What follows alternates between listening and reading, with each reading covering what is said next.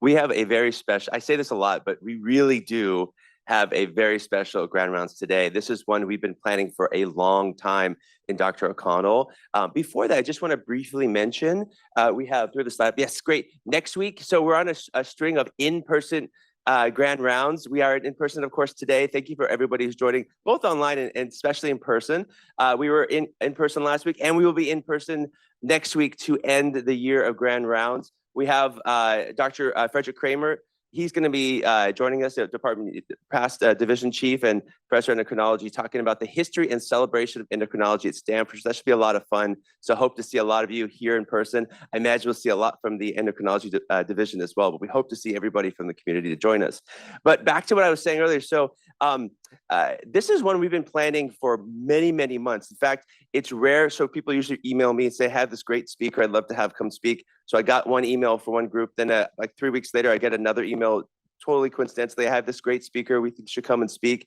That's rare. And it just speaks to, in many ways, how amazing our speaker is today. Our person who's going to be introducing Dr. O'Connell is Aditya Narayan. He's actually a third-year medical student. He is on, just coincidentally, I'm attending on the wards. And we've been emailing back and forth for all year about this session. And it took us up until a couple of days ago to realize that he's the same Aditya. I'm the same Arrow we've been emailing with all year. We don't have really common names. It took us so long to figure that out. But this is, I think, the first time, at least since I took over Grand Rounds in the pandemic, that we had a student introduce our speaker. And it speaks a lot to you, Aditya, and also our speaker that really inspires people. And so, Aditya, thanks so much for introducing our speaker today. Come on up and I'll pass it over to you. And thank you. Yeah. Thanks so much, Dr. Zalga. And so it's really just, again, my pleasure to be up here speaking with you all today. I'm a third-year med student, and so a lot of my mentors are actually in the audience today. So thank you all for the opportunity to really introduce you to someone who is one of my personal heroes, and so who has been an amazing mentor to me also over the course of the last year plus, and has been willing to kind of make the trip out west in order to share some of his insights with you all. Actually, last night we had a student-facing event when Dr. O'Connell flew in maybe at around 6 p.m. and within the hour he is standing in front of a bunch of students answering their questions. And I think, again, just speaks to who he is as an individual and his style of mentorship and his form of leadership. So really, Dr. O'Connell is a distinguished figure in the field of medicine. He's a dedicated voice for those experiencing homelessness. I've been privileged to work with him, as I mentioned, through some of my work with the Stanford Housing Equity Project, a group of over 100 students, undergraduate and graduate at the university, who collaborate with local shelters and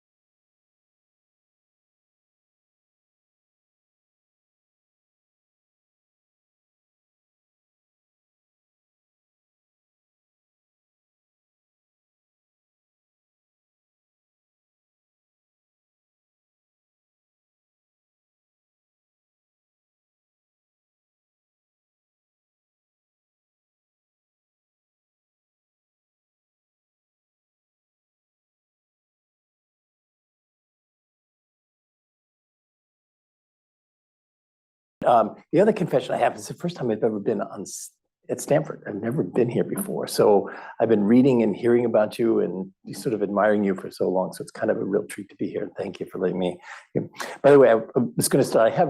I promised myself that I would use almost no slides that have any words or numbers on it. Okay. So I'm just going to try to give you a flavor for kind of the craziness of trying to figure out how to care for homeless people. And I know Cheryl Ho's still here. So many people, there are many colleagues that have done the same thing, and it's a real honor to have you in the audience with us. But this is the only picture I'm really proud of. So I took this one when I was trying to figure out how to become a marine biologist and learn about whales, since they fascinate. They're mysterious, magnificent, and if I had my life to do over again, I'd go look for them. But it's also a reminder to let you know I have no disclosures to make, and that's probably my no disclosure slide. But if you bear with me, and I'll try to, we'll do this in kind of a whirlwind fashion, but I decided to go back to the beginning. And when I was finishing residency with David Relman, we were all deciding what to do. And like Carlin, I was going to become an oncologist, and I had a fellowship that I was going to do in New York. And I got called in March of our senior year.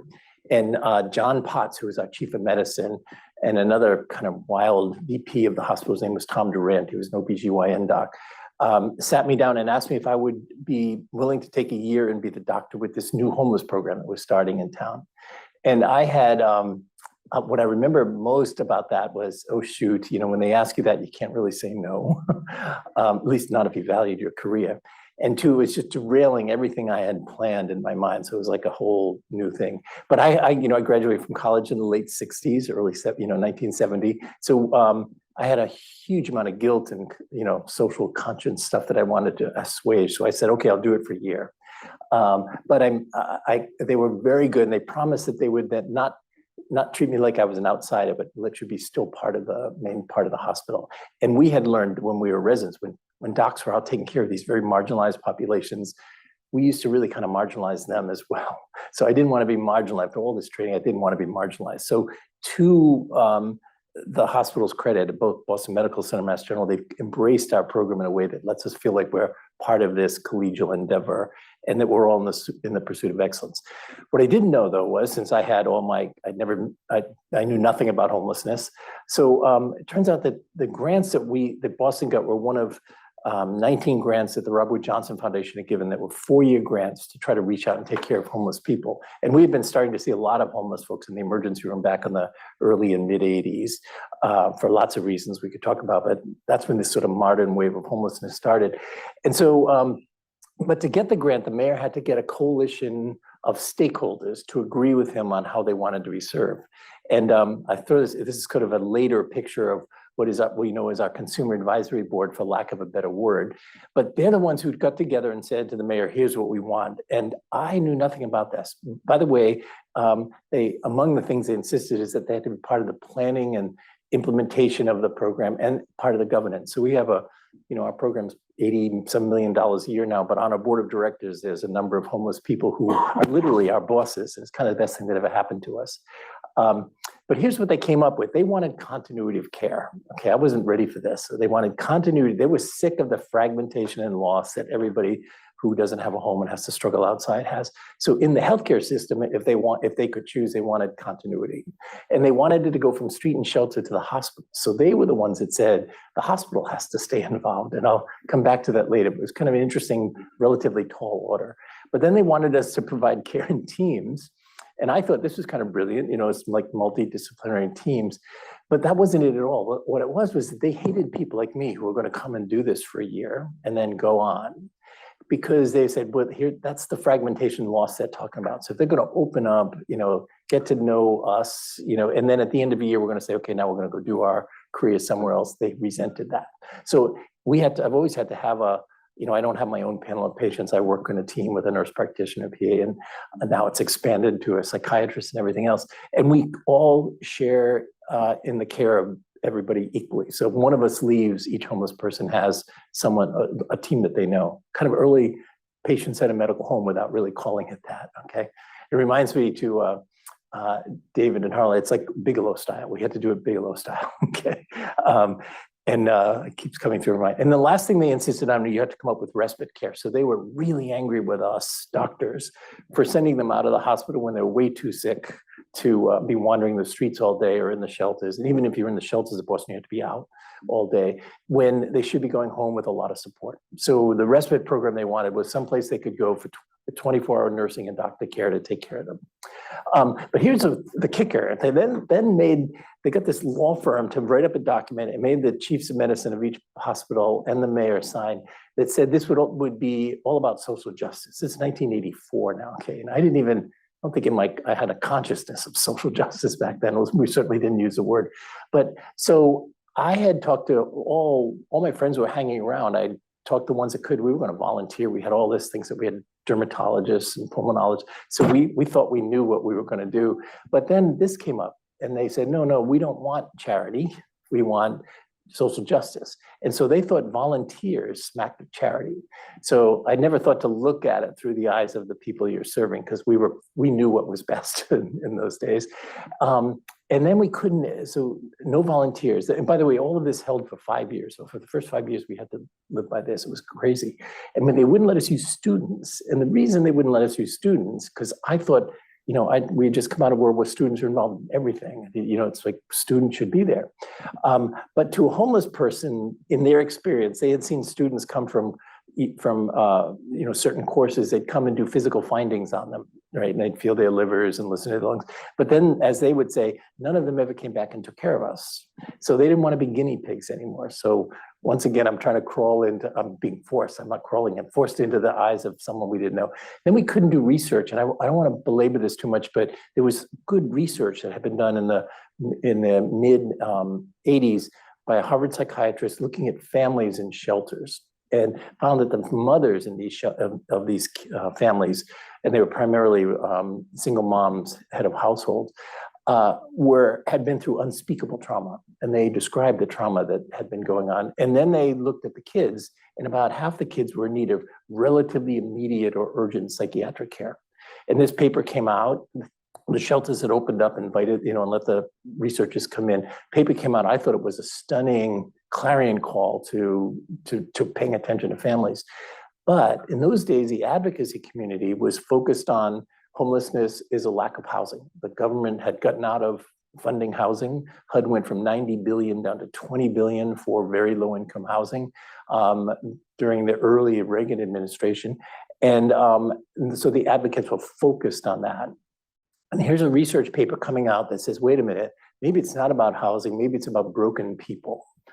And so they didn't like it. And so they said, you're not allowed to do any research. So it, for us, began to sort of focus for us what community-based research really has got to do. It's very tricky.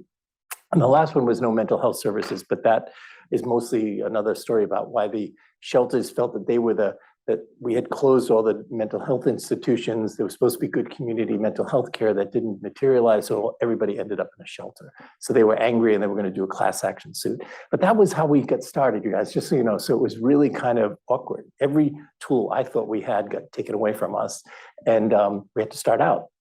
So I'm going to skip this, but so I remember I finished Mass General's about 6 blocks from Pine Street Inn, which is the largest shelter in New England. And by the way, just for those of you who don't know Boston, about 95% of everybody who's homeless in Boston tonight will be in a shelter, okay? And 5% of the people will be outside. It's kind of the opposite, the mirror image of what you often see in a West Coast city. But Pine Street was 800 people at the time, okay? And I went down there to work in the clinic.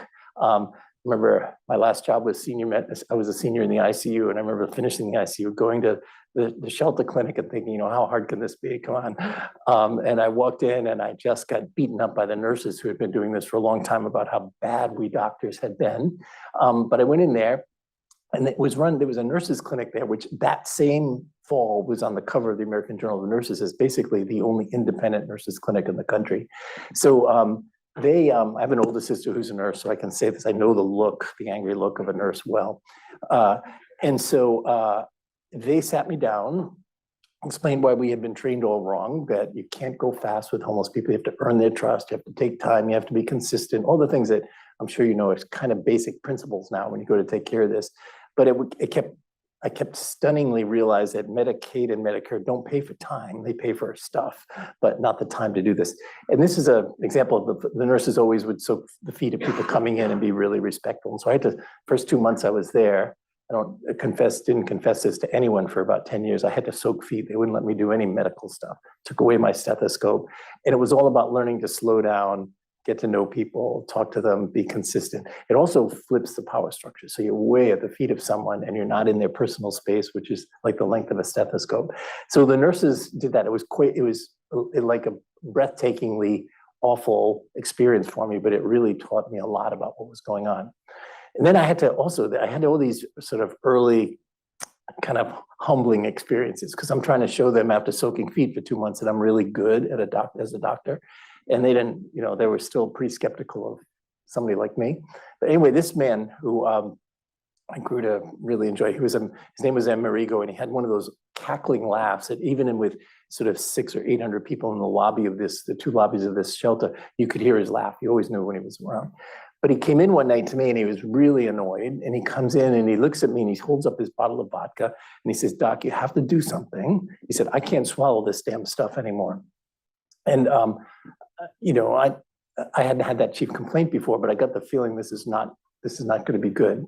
Did teach me a lesson that most people don't come to you when they're homeless until something doesn't work. They don't come when it's just not working well. And he said he hadn't been able to swallow food for months, but he had always been able to get his vodka down. So turns out he had a huge esophageal cancer, was way beyond anything we could do. So I remember after we did all the imaging and workup, I sat down with him and told him he's only got probably a few weeks to live. This is pretty advanced. We put in a feeding tube so that he could at least not starve. And then I spent the weekend getting him into a nursing home where he could at least have a place where he could die with dignity in some place with thing. And I was very proud of myself because I was, did all the paperwork back then in the days before computers. Brought him over there on a Monday and, got him settled in. I figured at least he'll have dignity when he dies. And I came back to the shelter about two nights later. And I could hear his laugh as you're walking down the alleyway into the shelter. And there's his laugh going on crazy. And I see him, and he's around all these friends, they're having a great time. And he's got his feeding tube, and he's pouring his vodka right in here as he's telling everybody the story. And I didn't, I was like, "I'm gonna kill him. God, what are you doing?" And then when I got up to him, he looked at me and he said, "Hey, Doc, thanks for all the work. I really appreciate everything you did." He said, "But I got to that nursing home and everybody was like staring at the TV or looking out the window. Nobody was talking to me. I didn't know anybody." He said, "So I don't want to die there. I want to die with my friends." And so it was the first time oh my God, I never asked him what he wanted. I just assumed what I thought was good was going to be good. So anyway, that's Sheila, one of the nurses, and we ended up doing all of his end-of-life care there at the shelter with the help of the nurses who did an awful lot of extra work. But it was that kind of horrifying realization that we have to learn what people want. And then this is my other truly humbling one, which I offer to my infectious disease friends. So I'm also trying again to show everybody I'm good. And the staff, not the nurses, brought this man in and they said, "Doc, he just doesn't look right. We've known this guy a long time and he just doesn't look good." I've since learned, by the way, to turn the volume way up. When some staff tells you in the middle of 800 people somebody doesn't look good, it usually means something serious.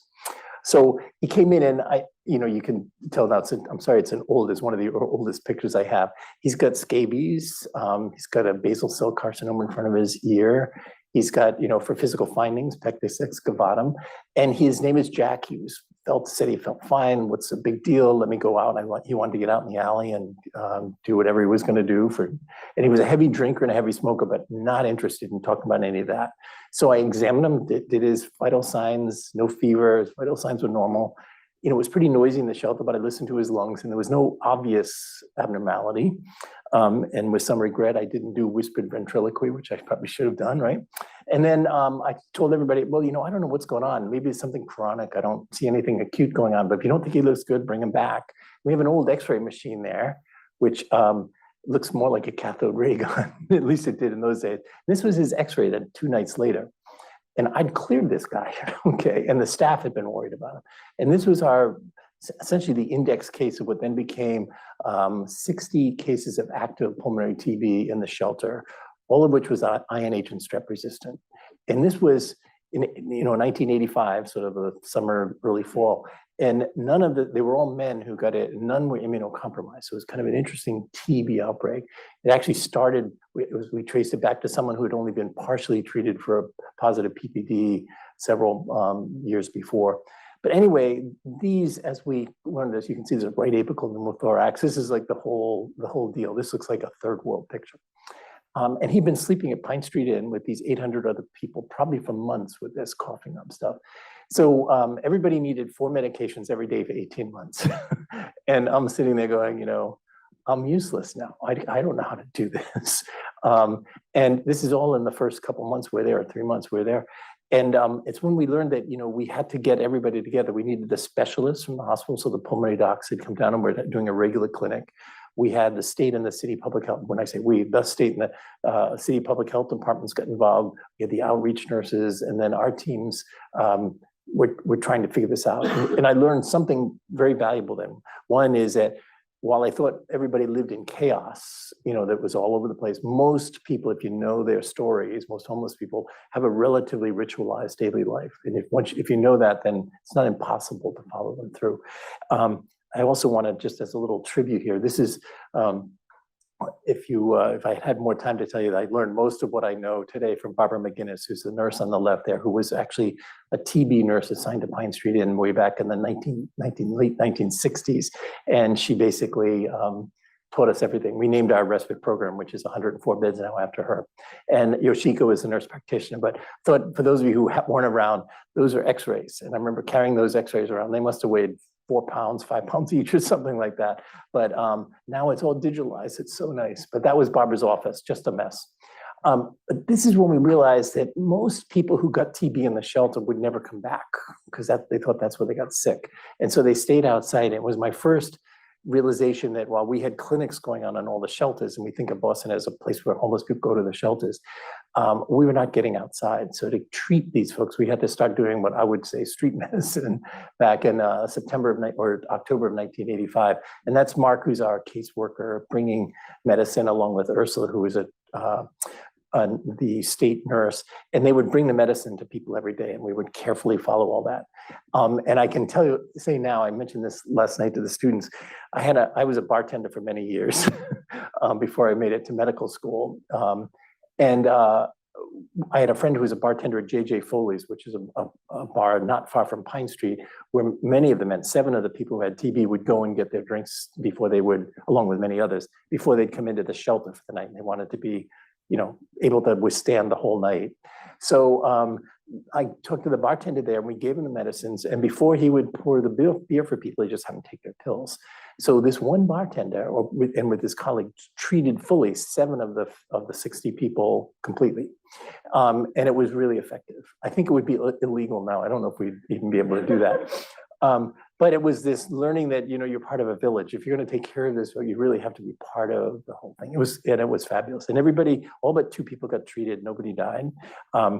And it was my first time when Paul Farmer was a student then. He came down to Pine Street Inn and was fascinated by this multi-drug tuberculosis. And we had a lot of exchanges as he went to Purdue and went to Peru. And a lot of the strategy we used in inner city Boston was what he used in Peru to treat TB. So there's more commonality sometimes between inner city medicine and third world medicine than you would want to admit.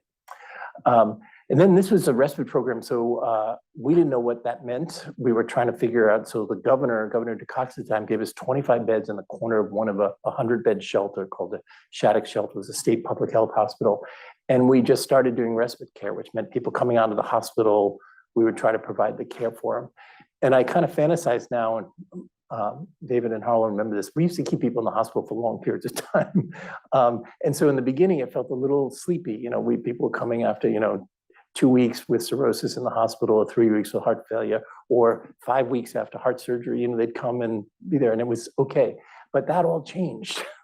And our respite program over time has had to learn to deal with the changes in the healthcare system that has meant it's been more and more dangerous, unintended consequences for homeless people being sent out of the hospital before they really are okay. But anyway, we opened that respite program in early September of 1985. And about a week afterwards, this man came in, and he has renal failure. It's HIV nephropathy, actually. And he's on ambulatory peritoneal dialysis, had been discharged from the hospital, kind of appropriately, I guess, in a way, but he had no place to go. So, and he was the very first homeless person that we knew. This is late in the thing, so this is 1985, that we knew that had been diagnosed with AIDS while living in the shelters. So the epidemic hadn't yet come into that population, but we were right on the crest of it. So within about 2 months, our respite program is essentially an AIDS unit, and to some degree a TB unit, but once we only needed people in for about 2 weeks. But that, I keep thinking that this crucible of multi-drug tuberculosis and AIDS, when we had no treatment, literally, and we had to just kind of take care of people by treating each opportunistic infection, which inevitably would kill people. It just felt discouraging, to tell you the truth. Our program, this is a shameless plug. So over time, we've now moved into our respite program, which is 104 beds now, is on the top 3 floors of this building, which used to be the Mallory Institute of Pathology, if any of you have been around Boston. But Mallory White tears and Mallory bodies, and C. Miller Fisher did all his carotid stuff in this building. It used to be the pathology department for Harvard, BU, and Tufts when they shared Boston City Hospital. So it's got a lot of history, but it's a terrible old building that the mayor gave us for $1 a year, and we could rent as long as we would renovate it. But we get to do a lot in there now. It's right across from the emergency room at Boston Medical Center, which is the busiest trauma center in New England. It also, by the way, it was the pathology department, but the basement was the morgue. So the city morgue, we're now in the city morgue. You get to see the 2 sphinxes guarding the stairway down into the morgue. We had to get rid of the morgue, by the way, but there's still a tunnel right from there under the road into the emergency room, where the medical students have to bring those who didn't make it in trauma. There's also, you can't tell it, but there's a wing. You can see the gold wing there. In the middle of the gold wing, there's an hourglass when you go down the stairs, reminding you that we all are living on borrowed time. And then what we could do there, though, we can now do dental care. We have a great dental clinic that took us, forever to do, but we have 4 great dentists, 1 oral surgeon and 3 dentists, and all the residents, actually the fellows from BU and Harvard Dental School spend 6-month rotations there. So it's actually kind of been fun. Every homeless person, if any of you have dealt with homeless people, is desperately in need of dental care. And like me, they hate to go to the dentist, so you have to do all sorts of stuff to lure them in. But things like dentures and crowns and stuff like that are really miracles there. The other thing which I just wanted to point out, because I'm among friends, is for those early years up until the mid-90s, AIDS just was awful. It just killed everybody. And we had AZT for a while, and that didn't fail. And then it took the protease inhibitors to come along to take something which was basically killing everybody to all of a sudden being something we could treat. And we now have a really kind of in that building, we have a really aggressive, wonderful HIV team led by Jen Brody, who's trained at the Brigham and has been with us for about 10 or 15 years. And she's just organized it so people living on the streets and living, chronically in the shelters basically get the care they need by pursuing them. The nurses are called the NAG unit. I'm not sure what it is, but it's something nursing something, but it's NAG. Okay, so you get the point. But look at that. They have, 85% of all the people living on the streets that we see, it's about 500 or 600 people are virally suppressed. And then just one other plug, and this is Jessie Gator, who is our chief medical officer for many years. She was a chief resident at Boston Medical Center, but we've also been hit terribly by the opioid and drug epidemic. And what we were finding in our building, which used to be kind of nice, and we set up 2 nice bathrooms so people would have dignity to go there and be private. And we found that there were an incredible number, about 5 overdoses in our building every day. And then people, sedated all over. So you never know who's going to overdose and not. So Jessie came up with this idea of she took our community room, which is off the main lobby, and made it into a program where she calls it a safe place for observation and treatment, but you can bring people in who are sedated, or friends can bring them in, and we put them in cardiac chairs and monitor them. And it's quite extraordinary what we've been learning. And one, you have to be anonymous, so you don't write anything down. People don't have to give me names, but it's a place where now if you're outside, you just took something and you're worried about it, you can come in and be monitored for whatever number of hours you need. It's not a safe injection facility, although I think everyone on our staff would kill to have one. And I noticed at the Mass Medical Center this week, Mass Medical Society endorsed safe injection sites this past week, so it may be happening sometime. But here's one thing we learned that I wanted to share with you. One is we had, this is just the first 2 years, almost 7,000 visits. Very few people needed Narcan. And if you can monitor to see what's going on, Narcan, you don't really need, and people hate Narcan, by the way. If you're dying, of course you want it, but if you're sedated and something's going on, you don't want it until. And what we end up doing is monitoring their O2 sats primarily. And this is like the typical thing we were seeing. So somebody comes in, they sit there for a while, and this is their blood pressure and pulse. And you can look at their oxygen sat, it's probably in the upper 90s. So the question is, Narcan's not going to help you there because you're not going to get any more breathing out of this, but you just have to watch them. And I keep thinking if they had been in the emergency room, they'd end up in the ICU for sepsis, right? But this is what we learned. This is the combination of an opiate with a benzo, with gabapentin and clonidine. And this is the drug cocktail that people like to do. And the gabapentin and clonidine, which, by the way, we learned always know the value of something on the street. The gabapentin is about the same price as Klonopin on the street, and the clonidine is $1 for a 0.1 milligram on the street. So you know that these are incredibly valuable for a drug cocktail, but that's the kind of stuff you'll see. And we were blown away by that, okay?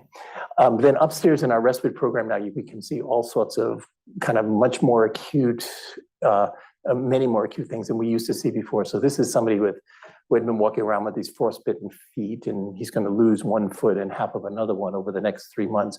But they don't usually end up in the hospital for that. You just monitor that. So it's a pretty awful thing for the staff and for the person. But he stayed with us for the better part of a year before all that sorted out.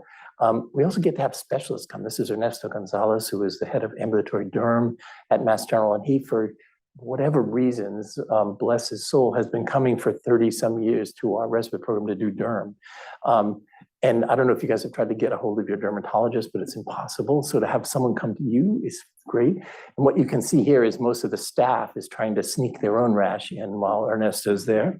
And then we had to do an awful lot of end-of-life care, which is something, since I was interested in oncology, and where that most homeless people, when they die, have almost no one around, no one left. But if they've got family, they often don't tell you, or their family has been estranged from them. And the only friends they have, the only people they have around are the other homeless people around. So just like that first person who didn't want to be abandoned as he was dying, he saw us as throwing him away to some other place. We had to learn how to do it among ourselves, which is traumatic for staff and other patients, but also, as we've learned, incredibly comforting. So most homeless people know if they're going to die, they don't have to die alone. They'll have people around. This is an 84-year-old man dying of a neurological disease with his 37-year-old roommate, who's also dying of metastatic lung cancer. And they became this incredibly good friends they both spent about 2 months in our program while they were dying. I'm going to skip over that because that's boring. So just to sort of frame shift in, and for the next few minutes, just tell you that my clinical life over time has gone to look at that small group of people in Boston. There's only about 700 or 800 people in total who stay outside and avoid the shelters, even though there's a shelter spot for them if they want it. Okay, very complicated thing. It's very different than I've learned each city, wherever you work, each city is going to be very different. So here, this just as Boston, it's probably not the same. But the state public health, we learned those are the people that were dying most. State public health department gave money for Pine Street Inn to do a van every night, 9 at night till 5 in the morning since 1986. They were out every night. And we're a small enough town that these folks, who are really the heroes in this story, are out there every night. They know everybody. And the van is brilliantly, and to my dismay, I tried to argue that back in 1986, we should do a medical van, right? Because you want to bring medical stuff. But the homeless people didn't want that. They said in the middle of the night, I don't want to see a doctor. I don't want to see a nurse. They want blankets and soup and sandwiches, and things they need, clothing. So the van does that. And we get to ride in it a few nights a week. But we serve the food and then say, if you need anything, I'm a doctor. And over time, everybody knows now there's doctors or psychiatrists on the van. But it's been the best thing going. So this is like the coldest night of 3 years ago. Still 100 people sleeping right on the sidewalk. This woman, I took this picture last Christmas. She's been on that bench the entire time I've been out there, so all 38 years. And then this is a 92-year-old woman who is sleeping outside. And and just torturing us about when do you bring someone in against their will and when do you let them just sleep outside. We could go over that. And then we learned that not only at nighttime, but we really had to get out during the day to see people. And we sort of start our rounds at one of the local coffee shops, so every homeless person knows that's who we are in the morning. And that's one of our nurse practitioners, one of our docs taking care of people and doing things. And then just to quickly say, we had to learn, and there's many friends who do street medicine here, we had to learn from our nurses, basically, that, as doctors, we think so much has to go on in the exam room, where you've got privacy and you've got all this stuff going on. And they just challenged us. And I, challenge you that most, about 80% is we've now of what we do inside that exam room could be done at a train station or at a McDonald's. Much as I hate to admit that, but this is Dave Munson, who's one of the docs on our team now, on our street team, seeing this woman who has terrible heart failure. She's in her 80s. Won't go to the hospital, but she's perfectly okay she knows it's perfectly okay to let us manage her heart failure there at the Amtrak station. And what we learned is, you could weigh her, you can do her bloods, she'll let you do that. You can actually listen to her heart to see if she's overloaded or not. And there's a CVS pharmacy right there, so we can change her medicines in her. And so she was perfectly okay doing that. And while I imagine this wasn't the perfect heart failure management, we worked closely with our heart failure folks to make sure we're doing the right thing. But she pretty much stayed out of the hospital, except for a couple of episodes of pulmonary edema for the better part of 5 years while we did that. And she ended up in a nursing home. But it was a lesson for us to realize that we can get creative. For certain small groups of people, you can get creative and really do care in other places. And this is Eileen, who's our psychiatrist. We have a full-time psychiatrist on our street team, which is like a blessing, paid for by Mass General Hospital. For, it's like historical reasons, but it's amazing. So it's a psychiatrist whose panel of patients is our panel. So it's like whoever we're seeing, that's the psychiatrist who will be willing to see them. And it transformed our lives. It was true integration in a way I never envisioned it. And Cheryl, you'll be the one who would know this very well. It just, having everything there rather than send people to different systems makes all the difference in the world. And this is Jim Bonner, who's our other psychiatrist, and he does most of his therapy, most of his, long-term injections, everything he does right here at McDonald's. And for him, it was a revelation because he had been doing this for a very long time, did this for the last 10 years of his career till he retired about 5 years ago, and really taught us a lot about what's possible out there. And then the other thing that I would argue is when we first started, I was horrified because we want to do good care. You want to do good medical care. You don't want to just go out and be doing first aid or something like that. So the quality of care is really important to us. And when we were dismayed because nobody had gotten a flu shot, none of the women had pap smears, none had mammograms. And we were pretty discouraged until we realized that over time, that begins to change. It doesn't change in a year or 2 years, but over time. And this is Jill, who's our physician assistant at the time, giving flu shots. And as people got to know us, everybody would say yes to a flu shot as long as you gave it to them there on the steps of the library or somewhere outside. You didn't make them go to a clinic. And so now basically everybody on the streets of Boston is up to date in their flu shots. During COVID, which was really, I won't belabor here, but we had to run a 500-bed sort of step-up hospital, one of my pop-up hospital inside the Boston Convention Center, to have a place where homeless people who were diagnosed or exposed could come and be isolated, because you can't quarantine or isolate people who have no place to go. So this was a nightmare for us, as you can tell, because it's way more than what we usually do. But the benefit of that was when when the vaccines came out, and we could, and by the way, 40% of everybody living in the shelters of Boston got COVID. Okay, so if you lived in one of those shelters, you just got it. The people living outside, by the way, we have only one person that we know of who got COVID while they were living outside. So I pass it on to people. It was really quite extraordinary. So in these upside down where we were recommending people live outside, which is not, I want to say out loud. But this is Jen, who's our physician assistant, giving vaccines to people living outside. And we learned that if it is the person they know and trust who comes up and says, you want this shot, most of the time they say yes. So I would say 90% of people living on the streets of Boston have been perfectly fine getting vaccinated and boosted. But only because it would be done by somebody, a nurse or a nurse practitioner or doctor they know. And that's it. You can see she's carrying around, these are Moderna because the Pfizer needed to be much colder than we could handle. So these are Moderna shots. But I kind of love that picture for what it says. And then the other thing we learned is that you can use, we're desperately in need of specialty care, because when you take care of a very sick population, you can do a lot out in the community, but when they have their cancer, their heart failure, or, bad COPD, you're going to also need to coordinate with specialty care and inpatient care. And this was a lesson for us. This was a man who had been in the emergency room 4 or 5 times the past couple of weeks. He had an itchy rash on his back. He was convinced it was scabies. He had been treated for scabies, by each of the emergency rooms. And then he was under a bridge and he said, I'm not going to those doctors anymore. And he showed us this, his back. And, we've seen a lot of scabies. It looks a little maybe like Norwegian scabies, if you guys have that. But there's these nodules around his neck that if you see up around his neck, these nodules, they look like this. And that's not scabies, something else is going on. So I sent, it's the first time I ever sent a picture on my phone to Ernesto, and to say, got any idea what this might be? This guy won't come in anymore. And I'll never forget, Ernesto wrote back one of these harumph emails, because he had been a teacher of ours when we were at, he said, we went over this 100 times. And I hope nobody knows what it is, because I certainly didn't know what it was. But it turns out it's nummular psoriasis. And they can tell you that. He told us that just right away, and then showed us how to treat it. And so we now have the undying loyalty of this patient who thinks we're the best, who took care of him under the bridge when he had failed so many other times. So using new technology, we have portable ultrasounds. So you do a lot outside that once dreamed would not be possible.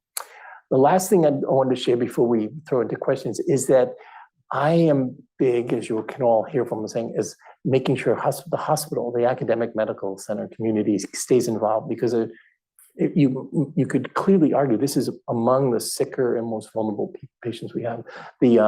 At least when you look at chronically homeless people living on the streets and the shelters chronically, the burden of co-occurring medical, psychiatric, and substance use disorders is huge. And so, they have a 4-fold premature mortality if they're living in a shelter. And if they live on the streets, as we've done lots of things, it's about a 12-fold mortality compared to someone the same age in there.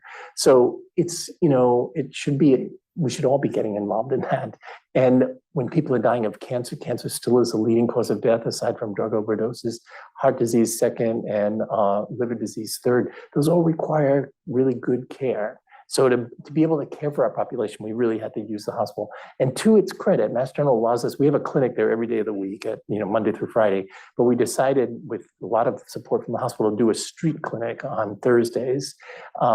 And it's a gas, you guys, because when they gave us a room downstairs, has no windows. We're used to that, by the way. And the hospital gives us coffee and donuts, and we have vouchers to go get a meal at the cafeteria. And we have, it's a place where we can bring, our students and volunteers and all that. And one of the medical students pointed out to me, if you look carefully at that picture, there's somebody sleeping under the table. So you get the feeling that, it's a pretty interesting place, because people can't shower. They have to come in as they are. And the hospital is pretty good about that. It's also fun for us to bring everybody together. I have a bunch of stories I could share with you, but I'm gonna kind of be respectful of the time, and maybe for the last 3 minutes, just give you a couple of the twists. That this is the clinic one day, and these two gentlemen I could talk forever about, but the one on the right is a guy named Billy. And he's in the hospital because he's got AIDS, he's got rheumatoid arthritis, and he's got really advanced diabetes, and he's basically dying. But he's in his 50s, always been considered a troublemaker out on the street. And as I got to know him over time, he can't read or write. 25% of the people living on the streets of Boston cannot read or write. So what caused their homelessness didn't happen yesterday, okay? It happened somewhere a long time ago. And Billy, when he was 5 years old, 1968, was caught in the riots after Martin Luther King Jr.'s assassination. And in Boston, we had some pretty significant riots. Somebody poured gasoline over him and burned him from the neck down. And what you can't see there is completely burned. Spent a year and a half in the hospital. He can't even tell you how many surgeries he's had. But he's lived in that kind of pain, but he's also been homeless. He lived in a really poor thing. His parents didn't pay attention to him. And so he ended up on the streets. And I keep thinking, how he can smile even and talk to us makes me a little bit crazy. But he was just delightful when he wasn't being angry at what happened to him. I'm going to skip over this. And so in the world of deaths that make me crazy, am I going backwards? No, I'm not going backwards. Hold on. So sorry. in the deaths that make me really crazy, this was a man who was sitting on a park outside Mass General that for years that I would see all the time, got to know him. He's schizophrenic. He would read a book every day. And he had this little lesion on his forehead that I, being a veteran of many basal cells and squamous cells, I said, we know what that is. We can fix that really easily. And he went, no, doc, I can take care of it. And he would like pick it off and think he was going to be okay. And then finally, frame shift now 20 years was still asking to do something about it. And it's gotten to look like this. And it turns out if you look really carefully in the picture, it's really bad. It's now a basal cell that is spread out through his entire scalp. Okay. And so we had to bring him inside. He finally said, I got to do something. We brought him in and he was, had plastic surgery with a flap. Spent 4 months in the hospital. And this is him at home. We got him a place to live after that. And you can see what's happened to him. But by this time, his basal cell was metastatic to his spine, and he died of metastatic basal cell carcinoma. First person I've ever taken care of to do that. And he was right there in front of us for all those years. This is our chairman. As I mentioned, we have our board of directors. We have, lots of homeless people on. This is Ellen Daly, who was our chair of our board of directors, fierce homeless woman, was still living in the shelters, and started a national consumer advisory board. It was really quite extraordinary. But to end this, as people then, beginning around 2000, 2005, people began to get housed in what you all know as these low threshold housing programs, primarily Housing First. And that was a miracle for us because we get people into housing and then try to get them into their neighborhood services, but they revolted and said we weren't allowed to abandon them. So we've had to learn how to do a whole lot of home visits to people that used to live on the streets. So our street team now does about 2,000 home visits every year to people that had been 20 or 30 years on the streets. And the truth is, this is another topic for another time. But the truth is, it's actually harder taking care of them when they're alone in a place and you have to find them. They tend to isolate, they don't come to you. And I could give you legions of stories, which I'm going to spare you from, of what happens over time. And so while housing is absolutely the absolutely necessary thing we need to fix this problem, I think from our perspective, if you look from the medical perspective, it's necessary, but really not sufficient. We have to figure out how do you support people once they get in there? If people have all of these issues going on when they walk through the threshold of an apartment or a building, they don't go away. You just now have a better platform to take care of them. So I'd urge you to think about that when we think about housing as a solution.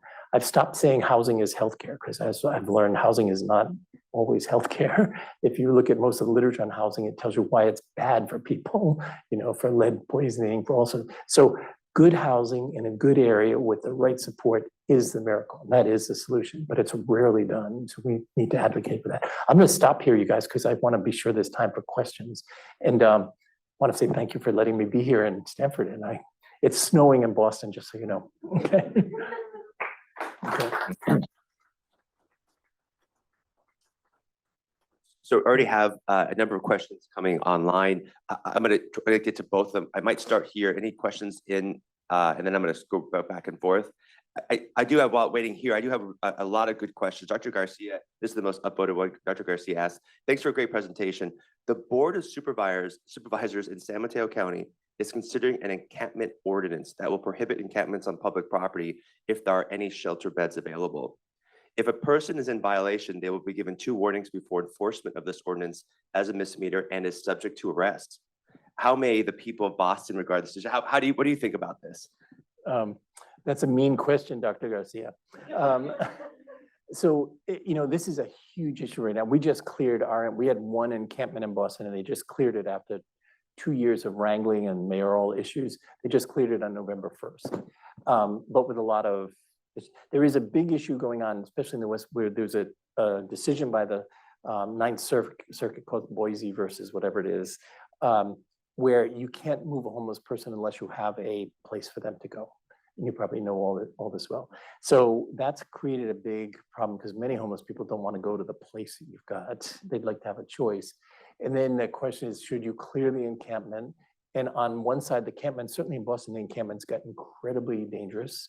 They became, places where drug folks would go and sell. There were tons of, a lot of trafficking of women, stabbings every day, something we had never seen before. So there was also it was where public health and public safety kind of collided. And most of the evidence shows that if you try to sweep an encampment, it only creates more problems than it solves. So in a very wishy-washy way to Dr. Garcia, I think when it gets really dangerous, you have to do something to protect the innocent people there. On the other hand, is sweeping the encampment the right way to do it? I would argue no, that you have to be much more thing. But it's a hot topic and something that everybody should consider, that it's really tough. We have a lot of questions online. Please do upvote for those of you online. I'm going to go here, Dr. Brown. Thanks, Errol. Jim, totally inspiring. A comment, an observation, and a question. I'll try to be quick. The comment is, when we were together as residents at the Mass General, we often had little terms that we would use for referring to some of our colleagues. Yeah. And our comment, our term for Jim was Saint Jim. This is how we referred to you, and it was meant with the deepest, sincerity. So that's my comment. The observation about your presentation to me speaks about the importance of community and what community means, and how community means different things in different cultures, settings, geographies. We have different sense of community out here, I have observed after many years of living here, than you do in Boston, where I was born, that I know well. And I don't know whether that is important to how the response to homelessness here has differed from what you see in Boston. To the degree that you've worked with other cities and know the West Coast, and the West Coast is many things as well, what about that? Are there aspects of community that we can call upon or try to support that would result in better outcomes for a problem like this? It's such a poignant observation. Not the first one, but the second one. So the whole issue of community, if you read the anthropologic literature about homelessness and community, it gets very complicated, and you're absolutely right. It's very different depending on where you're coming from. I sort of step back one though, and one of the things that has struck me about the homeless community in Boston, not the overall, but there's a real community that forms and a bond between these people living among these people living outside. And so, for example, when we have our Thursday clinic, there's now 100 people that show up. But if we're not going to be there because there's a conference next week, we tell one person and nobody shows up. So it's really tight. And the problem with housing we've seen is when you take people out of that community, which nobody really recognizes the community, and put them alone in an apartment, often, in another part of town, that lack of community is what really surfaces. And then how do you recreate it, or how do you create something? And that's where the local community could really play a huge role. But in truth, David, I totally agree with you. What community in Boston looks very different than the community I've known in San Francisco and Oakland.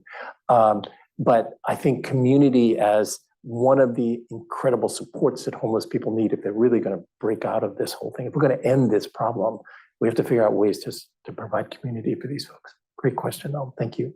Jumping back to Zoom here, any programs developed for STD testing or women's health? Oh yeah, no, great question. And women's health is a huge issue. We've a couple things have happened for us. We had to set up about 20 years ago a trans clinic. Because think about it, if you're homeless and you're transitioning, our shelters are either men or women. They're not, there's nothing for someone who's, fluid. And so we've had to, set up clinics to do that. And in doing that, we also have had to set up separate clinics where women only go. And we have one, for example, there's a downtown Franciscan shrine where people go in one area that we have a clinic run by women, and the police women are there to protect, and it's actually fabulous. But it's something that I think, among the many vulnerable folks on the streets, women are really, really vulnerable and need a lot of support, and a safe place for them to go is really critical. Dr. Gilchu asks, thanks for the amazing talk. You mentioned that the TB patients moved out of Pine Street Inn because they thought they got it from the shelter. Your talk emphasized the sense of community among the homeless. Do you think they may have moved out to the street to protect their sheltered friends? Wait, that's a really great, I don't know back then because I wasn't savvy enough to really see that, but I can tell you during COVID, when it came time to vaccinate people, you would be amazed that these are folks who, even though I agree it would be one of us giving the shot, but most of them wanted to get it because they saw how sick their friends had gotten, that had, there were their friends who were living in shelters had gotten really sick, and they wanted to protect everybody outside. So there is that sense certainly now. I don't know about back then. I can't really answer that well. Dr. Golden has a couple of questions here. His first question: what % of homeless are Latino, African American, or white? Another question he asks is how many patients do you have in the substance abuse monitor room at any given time? Answer the second one first. So the monitoring room we have, which is our spot, can handle about 14 people at a time. And it's kind of fluid, and we probably need much more space, but that's the biggest room we have. And you have to have a nurse, it's cardiac chairs and cardiac monitors and stuff. So you need room to do that. So we would love to have more space. So that's the answer to that. The other one is the demographics are always an issue. And I think that is also city specific. So if you look at the adult homeless population of Boston, and we have, a couple different ways to follow that. But for years, it has looked exactly like the city of Boston as a whole. So same number of Black, white, Hispanic. The only population that's overrepresented are Native Americans. But if you go to other cities, it's very different. So I don't know what is going on. Now, if you look at homeless families in Boston or in Massachusetts, 80 to 85% are families of color. So you realize that there's a whole different process going on with family homelessness than there is with adults. And we have a lot to learn about that, especially in these times. Hey, how's it going, Dr. Connell? So I actually asked this yesterday, but I really want to hear if your answer is any different in a group of students versus a group of professors. But what do you think the role of academic health systems is in addressing this crisis? Geez, don't you have patients to go see right now, by the way? Well, I think I've been sort of saying this all along. I think I've been blessed in my life because I'm part of a bigger system. I'm not, and one of the things I didn't say, the homeless people that were sitting us did not want a separate healthcare system. They hated that idea because then they were going to still feel sting. So I think early on we realized ideally it would be integrated. You want, we couldn't find a doctor for the first, few years. And now we have, 30 doctors in our program. Most of them have been, chief residents at the different, it's kind of fun, but it happens that way because they got to expose to kind of the work we do and others do while they were training as residents. So I think that role of the academic medical center is huge and often underappreciated. It may not, you don't have to have it necessarily in the curriculum, but you have to have it as something people can choose if they want to go have an experience like that. And then I think, this is a sick population. If I see somebody under a bridge who really needs cardiac surgery, if I have to wait 5 months or fill out forms, it's not going to work. So I think, and when somebody shows up with new nodules, new supraclavicular nodes, we can walk them upstairs to the cancer unit and get it worked up right then. If you can't do that, people, you just can't deliver good care. So I think it's a huge and underappreciated role for academic medical centers when you think of pursuit of excellence in care. Hi, Michelle, that was hi. an incredibly inspiring talk. I have 2 questions. Well, actually, the first question is about migrants and the influx of migrants coming into cities now. And are we prepared for it with the kind of asylee and legal aspects? Are you thinking about that in your homeless care? And this second question I have, having started a homeless mobile van in New Haven with the Needle Exchange folks, was the question that you had up there about continuity, which really becomes very hard when we don't have sheltered patients. And I'm curious, particularly around mental health, how you keep that continuity going.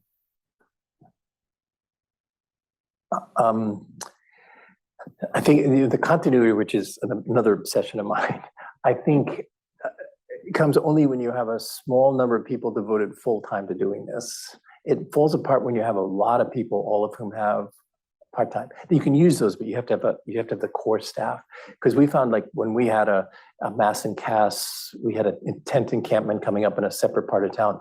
We realized to some horror that nobody knew any of those folks. And when you try to say, what's the solution? We didn't know what they wanted. So I think, one, you need to sort of concentrate on, now this is pie in the sky here, full-time. Like our team is a couple full-time, full-time psychiatrists, full-time dedicated to this population. So if we don't know where somebody is, we have the ability to go start looking or ride on the van or call our friends. And then we have clinics in all of the shelters in town. So you can usually find someone. In fact, when we've done studies, our follow-up care is actually surprisingly good. We still wouldn't know where 90% of the people are 5 years from now. But that's because it's also Boston, small town. There's a van out every single night. And so if I don't know where somebody is, I call Nelson on the van and say, can you please go find him? And it usually takes him about 20 minutes to find somebody. So I think there are ways to do it, but it involves a community, again, with enough services who are all dedicated to the same thing. Too often, I think in our world, housing people are dedicated to housing, us medical folks are making sure we're doing the medical, but sometimes those can't be done unless you're working really closely together. And I think becomes the secret to it all. I could go on and on, but that's the flavor. I think it's very possible, but it's costly. And, but I would argue taking care of this population is costly, whatever you do. And that would be a good way to do it. Oh, I'm sorry. The migrant issue is haunting us. So we have a right to shelter in Massachusetts for families, not for adults. So we've always, and I didn't show you any of our families. We have a whole part of our program that does families. I didn't show you that, but, and they've always they take care of families in shelters and motels, et cetera. But in the last 6 months, the influx of migrant families, which is about 1,000 a month to the state, we just have we have no more capacity. There's no empty motels, no empty places. So the state is, as we speak, trying to figure out what they're going to do with these new families coming in who they technically are obligated to house or find shelter. And they're coming so fast they can't, every time they do something, they have the same problem the next week. So we're really struggling. And we honestly don't know what the health of the moms and the kids are. We're trying to figure out how we can get to them and check that out. But it's a huge problem and we don't have a good solution right now. Thanks to everybody for sticking around for going over. Sorry, we couldn't actually get all our questions, but again, thank you. Dr. O'Connell, thank you so much. We're just wonderful. Thank you. It's great to be here. Thank you so much. The preceding program is copyrighted by the Board of Trustees of the Leland Stanford Junior University. Please visit us at med.stanford.edu.